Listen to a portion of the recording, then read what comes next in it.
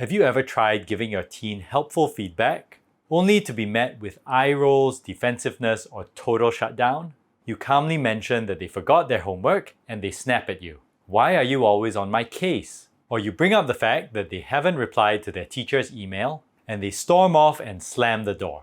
It's frustrating because you're not trying to attack them.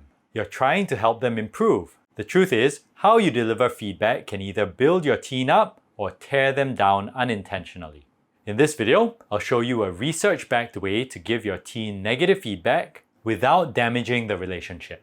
In fact, research shows that teens are 3 times as likely to take positive action when feedback is given using this method. I'm Daniel Wong. I'm a teen coach and I specialize in helping teens to thrive.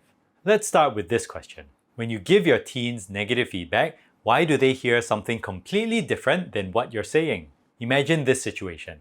Your teenage daughter submits a school project that she rushed to do at the last minute. You say to her, "This isn't your best work. You could have done much better. You're just being honest."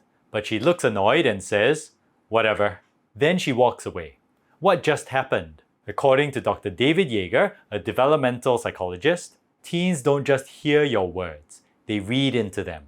When they receive criticism, they don't think to themselves, "Okay, I need to improve." Instead, they think, "I've let you down." Or even worse, they think, "Maybe I'm just not good enough." Teenagers are extremely sensitive to how others view their level of competence. So even well-intentioned feedback can be perceived as rejection. And when that happens, their brain goes into defensive mode. Your teen gets angry, avoids you, or pretends they don't care because deep down, they feel inadequate. Here's another example, which is representative of many of the teens and families I work with. Imagine that a teenage boy called Andy fails a math test. His dad says to him, "You clearly didn't study hard enough." Andy doesn't reply, but in his head he's thinking, "I guess my dad just thinks I'm dumb." In reality, Andy did study, but he felt so anxious during the test that he blanked out. So the feedback from his dad didn't motivate him. It crushed him. This is why most criticism backfires. It doesn't sound like help. It sounds like you're not good enough.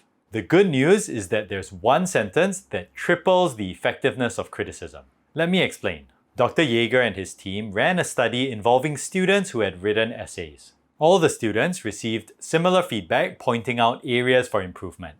But for one group, the final sentence at the end of the feedback read, "I'm giving you these comments because I have very high expectations and I know that you can reach them."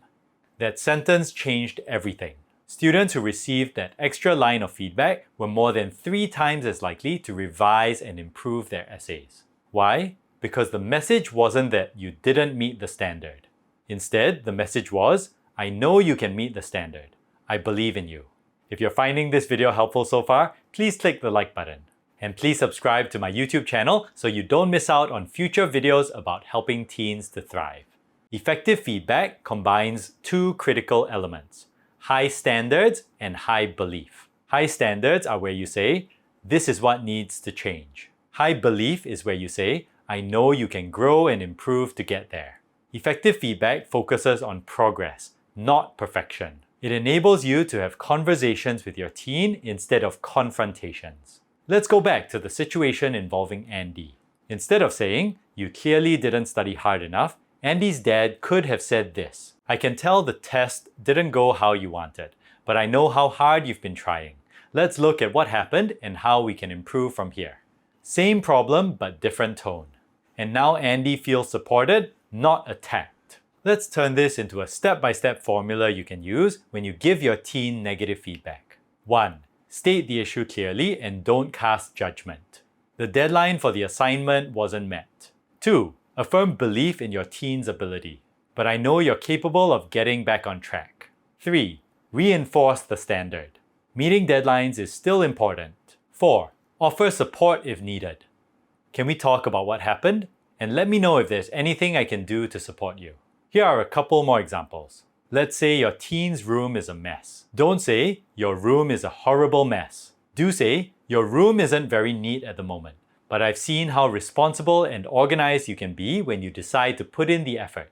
Can we talk about what makes sense when it comes to keeping your room reasonably neat?" Here's another example. Your teen forgets to load the dishwasher 2 days in a row. Don't say, You're so forgetful and unreliable. Do say, the dishwasher wasn't loaded yesterday and the day before. This affects the rest of the family. But I know you can be dependable and I believe you can do better. When you give feedback to your teen the right way, it builds internal motivation. What you're telling your teen is this: you can do hard things. You're not defined by your mistakes. You can learn and grow and improve. Criticism and negative feedback don't have to crush your teen. When delivered with belief and respect, it can lift them and motivate them to keep making progress. Here's a question for you. Do you find it hard to get your teen to listen to you? If so, check out this free quick action guide I've written. It's entitled 10 Proven Ways to Get Your Teenager to Listen to You. Visit daniel-wong.com/guide to download the guide. The download link is also in the description.